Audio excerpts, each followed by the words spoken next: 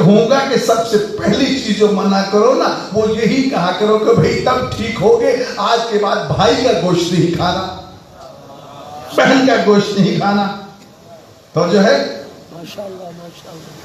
تو شاید ہو سکتا ہے آپ کے کہنے پہ کہ رک جائے، تو کوئی ایک بھی رک گیا تو آپ کے لیے باعث نجات، اس کے لیے بھی. جی اور یہ حقیقت ہے، میری بات پہ اتنا اثر نہیں ہوگا جتنا ڈاکٹر کی بات پہ ہوگا. اور سرگودا میں مرحوم ایک ڈاکٹر ابو الحسن ہوا کرتے تھے. جی بچیاں نیل پالش لگے گی. بیٹے اچھا آپ بیمار ہیں تو بیٹا آپ کو پتا ہے نا کہ نیل پالش لگانے سے پانی جو ہے وہ جسم تک نہیں پہنچتا، جب پانی نہ پہنچے تو وضو اور غسل نہیں ہوتا. جب انسان نجس رہتا ہے تو اس پہ جراثیم آتی ہیں، اس پہ شیطان آتا ہے، اس پہ فلاں چیزیں آتی ہیں، تو بیمار تو ہونا ہی ہونا ہے. لہذا سب سے پہلے یہ نیل پالش ختم کر دو. جی اب کیونکہ ڈاکٹر نے کہہ دیا پر صاف ہو جاتی تھی. بے حجاب ہونا، یہ چہرے پہ اگر دوپٹہ ڈالو گرد و غبار سے بچ جائے گا، دوسری چیزوں سے بچ جائے گا، فلاں سے بچ جائے گا، فلاں سے بچ جائے گا، وہ بچ جاتا. ابھی میں ایک کالم پڑھ رہا تھا، کسی نے خاتون نے بہت اچھا لکھا عورتوں کے بارے میں، مردوں کے بارے میں، کہ مرد جو ہے وہ بڑا خواہش حوث پرست اور بڑا فلاں ڈھنگ کا. تو فرمایا جب گوشت کتوں اور بلیوں کے سامنے پھینک دو گے تو انہوں نے تو کھانا ہی کھانا ہے، اگر اس کو چھپا کے رکھو گے تو کوئی بھی نہیں ہوگا. جب تم بن ٹھن کے سوار کے اپنے آپ کو تیار کر کے سامنے جاتے ہو تو پھر کہتے ہو یہ بے حیا ہے، یہ بے دین ہے. تم نے کون سی دینداری دکھائی ہے؟ سبحان اللہ. تم نے جو اپنے آپ کو کتوں کے سامنے ڈال دیا، تو کتوں کا کام ہے جو ننگا گوشت اس کو کھائیں گے. تو میرے بھائی امام معصوم نے یہ ارشاد فرمایا کہ ذو وجہین ذو لسانین نہ بنو. مومن جو ہے وہ حق بولے ٹھیک ہے، عزت احترام کے ساتھ تکریم. مولا فرماتا تمہارا بہترین دوست وہ ہے جو تمہیں تنہائی میں تمہاری خامی سے آگاہ کرے. خوشامد کرنے والے تو بڑے ہوں گے، خامیوں سے آگاہ کرنے والے. اور اس لیے فرمایا ہر ایک کے سامنے اپنا پنڈورا باکس کھول کے نہ بیٹھ جایا کرو، یار میں غریب ہو گیا، میں پٹ گیا، میں مر گیا، میں یہ ہو گیا، وہ کہیں گے لو بھی مک گیا، ختم ہو گیا بس فلاں. نہیں، اگر وہ مومن ہے تو جس طرح حدیث قصہ میں پڑھتے ہو رسول اللہ نے جناب زہرا سے کہا کہ انی عجد فی بطنی ذوفن، تو بی بی نے فوراً کہا اعوذ باللہ یا بتا. اگر کسی مومن کو بتاؤ گے نا وہ سب سے پہلے تمہارے حق میں دعا کرے گا کہ اللہ تمہیں اس مصیبت سے نجات دلائے، اور پھر اس کے بعد اگر اس کو دور کر سکتا ہے تو اٹھے گا، جائے گا تمہارے ساتھ، جا کے تمہاری مصیبت دور کرنے کی کوشش کرے گا. تمہارا اٹھ کے اس کے ساتھ چلے جانا. امام صادق علیہ السلام فرماتے صفا مرمہ سے افضل ہے، اور امیر المومنین فرماتے تمہارے گناہ کبیرہ کا کفارہ بن جائے. سبحان اللہ سبحان اللہ. عزیزان گرامی، اس طرح امام حسن عسکری علیہ السلام نے فرمایا غصہ اور غضب جو ہے ہر شر کی چابی. ایک فرمان عرض کرتا چلو اور وہاں سے فرامین ہے، وقت نہیں ہے. دیکھیے رسول خدا صلی اللہ علیہ وسلم ہمیں لامعارض چھوڑ کے نہیں گئے. جی ایک نہیں 12 محافظ دے کر گئے. تو کیا جب امام زمان علیہ السلام نے غیبت اختیار فرمائی تو ہمیں لاوارث چھوڑ کے چلے جائیں گے؟ زمانہ غیبت صغریٰ میں آپ نے 4 اپنے نائب معین کے یہ نام لکھے ہیں، سب کے نواب اربعی آپ کے سامنے، اس کو پڑھ لینا. جی ان کو نامینیٹ کیا. کوئی تیل بیچنے کے بہانے جاتا تھا اور اصل میں امام کے خطوط پہنچاتا تھا. گھی بیچنے کے لیے جاتا تھا اور وہاں جا کر مومنین کی مالی مدد کیا کرتا تھا. کتنے کٹھن ماحول میں گھر گھر جا کے امام کا پیغام پہنچاتا، لوگوں سے سوال لے کے آتا. دیکھنے والا یہ سمجھتا ہے شاید کوئی گھی بیچنے والا. لیکن جب عباسیوں کو پتا چل گیا کہ یہ نائب خاص ہے تو یہ کیا ہے، انہوں نے بھی ایک کو نائب بنا کے بٹھا دیا، میں امام کا نائب ہوں. اب لوگ دھوکے سے وہاں چلے گئے. اب وہاں پر جاسوس بیٹھے ہیں، دیکھ رہے ہیں، ادھر نکلے، گرفتار کیا، وہاں قتل کر دیا. تو پھر امام نے کہا کہ اب غیبت صغریٰ ختم، نواب خاص ختم. آج کے بعد اما الفقہاء، साइन लिनफ्सिही मुतीअन लिअम्रि मौलाहु। ये पूरी हदीस है इमाम हसन अस्करी अलैहिस्सलाम की और इमाम ज़मान अलैहिस्सलाम की कि आज के बाद जो हमारे वो फुक़हा जो अपने आप को खुदा की नाफरमानी से बचाएंगे, अल्लाह और अल्लाह के रसूल और आइमा मासूमीन की इताअत करेंगे, गुनाह कबीरा से बचाएंगे, ख्वाहिशात नफ्स को कुचल के रख देंगे, तो उनका हुक्म जो है वो तुम्हारे लिए हुज्जत है। और फिर फरमाया अम्मल हवादिसुल वाक़िअ तो फर्क़ु इला रुवात हदीसिना, जो ज़माना ग़ैबत में तुम्हें नए मसाइल पेश होना तो रुजू कीजिए हमारे फरामीन को जरा। ये जो मर्जे कहते हैं ना, इसी फर्जऊ से लिया गया है, यदि जिसकी तरफ रुजू किया जाए उसको मर्जे कहा जाता है, मर्जा फकीह कहा गया। तो इमाम ने हमें ये तकलीद का हुक्म फलिल अवाब है जो कल्लदुम हो। इमाम हसन अस्करी इस्लाम का वाज़ेह फरमान है, पर लोगों पर वाजिब है कि उन उलमा की वो तकलीद करें।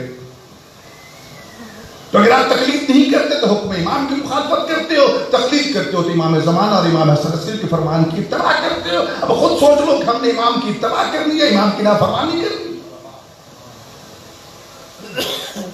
और कोई भी फकीह अपनी मर्जी से कुछ नहीं कहता जब तक उसके पास दलील मौजूद न हो, कुरान की सूरत में, हदीस की सूरत में, या वो कवायद जो आइमा मासूमीन ने खासतौर पर इमाम बाक़र, इमाम सादिक अलैहिस्सलाम ने बयान फरमाए थे, उसकी रोशनी में जब तक इज्तिहाद नहीं करेगा उस वक्त तक अपनी तरफ से कुछ भी नहीं कहेगा। इस वक्त इस तकलीफ के खिलाफ तूफान बदतमीजी अरूज पर है। और फिर याद रखिए इस वक्त फिर पूरा जमाना शियत के कत्ले आम के लिए कमरे कस चुका है। तैयार हो जाइए, अपनी सब्र में बहादत पैदा कीजिए। ये उलमा जो हैं ये तुम्हारे मुहाफिज हैं, ये तुम्हारे उस रेवड़ के पहरेदार हैं।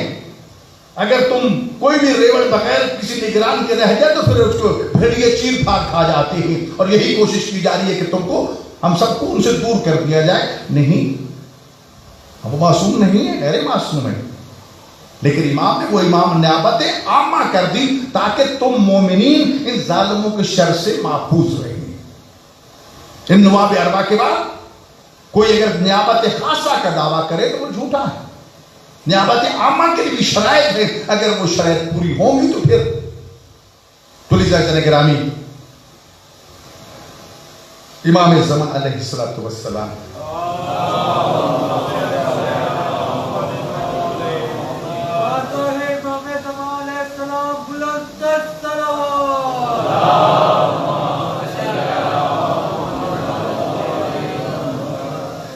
कि बाबा की शब शहादत है, और ये वो मजलूम इमाम पहले से मिलाई 28 साल की उम्र। किसी नौजवान को देखो ना जो 28 साल का है, और फिर चश्मे तसव्वुर में लाई इमाम हसन अस्करी अलैहिस्सलाम। और जो रिवायत मैंने पढ़ी है ना, खुदा की कसम उस वक्त से आंसू नहीं थम रहे कि यकम रबीउल अव्वल को इमाम हसन अस्करी अलैहिस्सलाम को जहर दिया गया था। 8 रबीउल अव्वल को तबीबों ने यह कहा कि इमाम हसन अस्करी के बदन की सारी हड्डियां जो हैं वो घुल गई।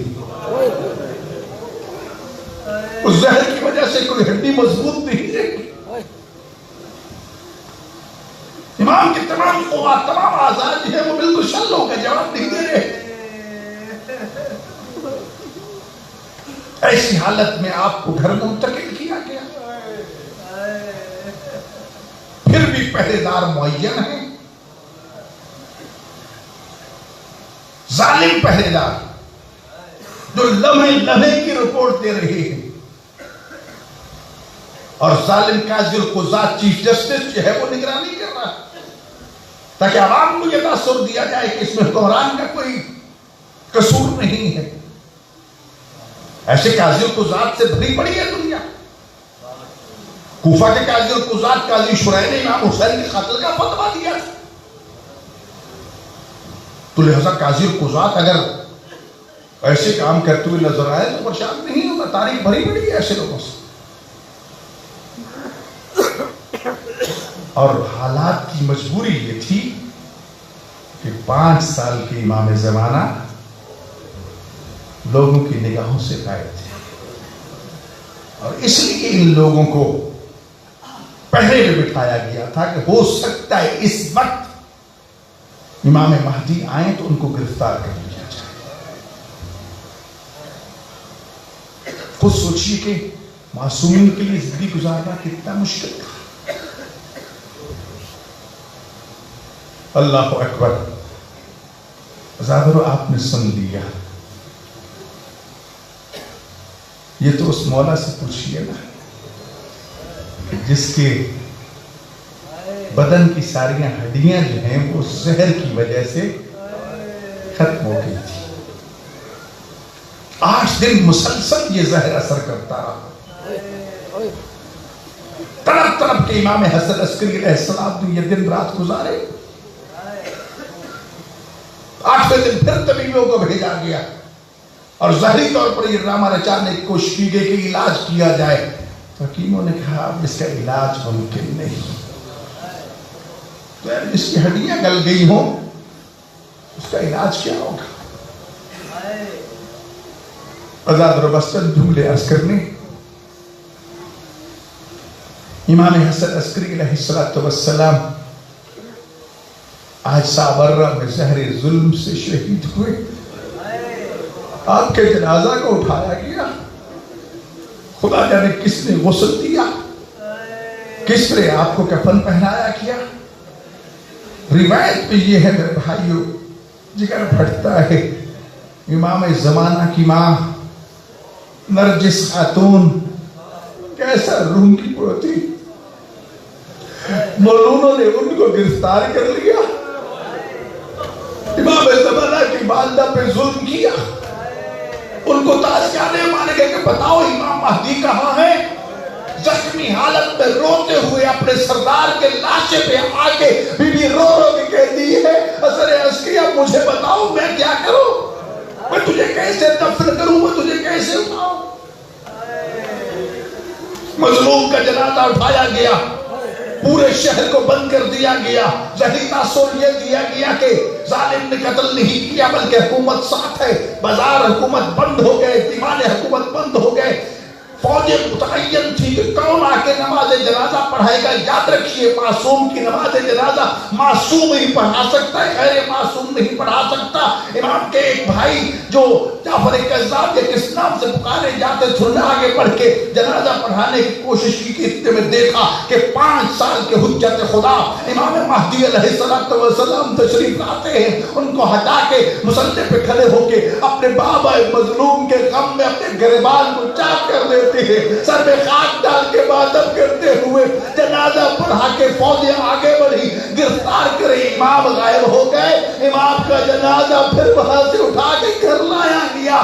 آج بھی جہاں امام دفن ہے قبرستان میں دفن کی اجازت نہ ملی. آج سامرہ میں حسنا عسکریہ غریبہ کی صدائیں بلند ہو رہی ہیں. اس مظلوم کا جنازہ امام زمان بیٹا اپنے بابا کا جنازہ نہیں اٹھا سکا, بابا کے جنازے میں شریک نہیں ہو سکا. جنازہ پڑھا کے گریبان چاک کر کے آج بھی زمانے غیبت پہ ماتم کر رہا ہے. ہمارا سلام ہو امام زمان پر. مولا تیری خدمت پہ تیرے بابا کا پرسہ قبول ہو.